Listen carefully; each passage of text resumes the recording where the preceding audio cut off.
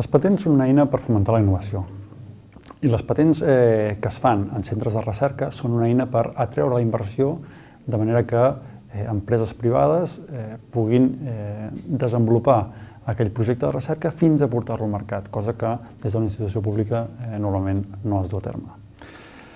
Per poder atreure aquesta inversió, de manera que aquesta invenció, aquest projecte arribi al mercat, cal tindre en compte 3 o 4 elements molt característics i molt necessaris des d'un punt de vista d'una universitat, un centre de recerca. En primer lloc, cal que la invenció estigui molt ben definida. Perdó, que la inventoria estigui molt ben definida.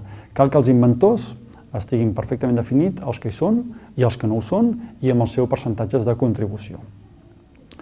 En segon lloc, cal que tinguem molt en compte al llarg del projecte que hem fet, fins a obtenir el resultat de la recerca, de tots els drets de propietat intel·lectual industrial laterals que es puguin haver generat, que haguem pogut donar, que ens puguin limitar a l'hora d'obtenir una patent sobre el nostre resultat de recerca. Per exemple, a l'hora de signar acords de transferència de material de recerca quan altres institucions ens cedeixen material per dur a terme la nostra investigació. Aquests acords de transferència de material de recerca, anomenats MTAs, de vegades limiten la possibilitat de fer una patent o limiten l'explotació comercial d'aquesta patent. O, per exemple, si signem convenis de recerca amb altres empreses, convenis de recerca que d'alguna manera ens puguin limitar, donguem drets sobre allò que haguem signat.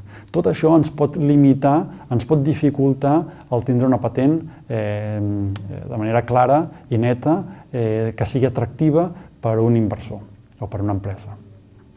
El tercer punt és, evidentment, tindre una patent forta.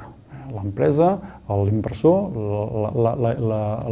aquell que hagi de posar diners per desenvolupar el producte, el que vol és tindre una patent forta perquè després la pugui explotar d'una manera efectiva. Doncs s'obté una patent forta si aquesta és nova. Divulgacions de la nostra invenció, evidentment, si són completes, afectaran a la novetat, destruiran la possibilitat de fer una patent. Però divulgacions parcials de la nostra invenció, que després vulguem patentar, podrien afectar a l'activitat inventiva. Per tant, cal tenir molt en compte en divulgacions que es vagin fent al llarg de tot el procés del projecte de recerca. Per qualsevol mitjà, per tesis, conferències, articles, tot això ens pot dificultar a tindre una patent forta que després sigui atractiva per a aquest inversor, aquesta inversió que estem buscant. I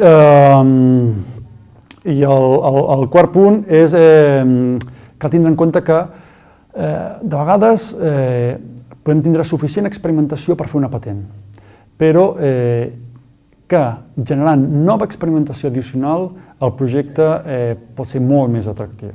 És a dir, generant experimentació comparant amb altres solucions que ja estiguin al mercat i demostrant que la nostra solució és més interessant, comparant amb altres coses que ja s'han patentat, demostrant que la nostra invenció té inventiva. Aquesta experimentació addicional, no estrictament necessària per fer la patent, però que augmenta molt les possibilitats que aquesta patent sigui atractiva, doncs és una cosa que ens hem de plantejar de fer, doncs augmenta molt la capacitat que aquest projecte sigui transferit. Això sí, cal tindre unes perspectives raonables del que és el procés de transferència tecnològica. No tots els projectes de recerca s'acaben transferint. Molts projectes amb un gran interès científic, de vegades, per qüestions de mercat, no es transfereixen perquè no es troben empreses que estiguin interessades. O inclús quan se'n troben empreses que estan interessades, els projectes en el seu desenvolupament en algun punt cauen.